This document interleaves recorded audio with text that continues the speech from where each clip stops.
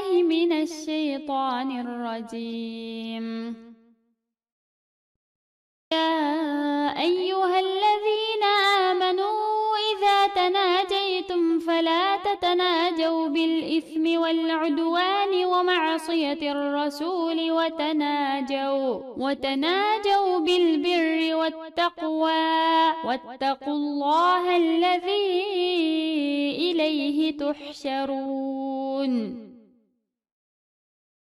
Ey Allahqa, onun peygamberiga iman etgan ve İslam şeriatiga amal qiladigan kishilar, sizlar o'z aranglarda pichirlashsanglar gunoh bo'ladigan yoki boshqalarga dushmanlik qilishni o'z ichiga olgan so'zlar bilan va yoki payg'ambarning amriga xiloflik qilish to'g'risida pichirlashmanglar.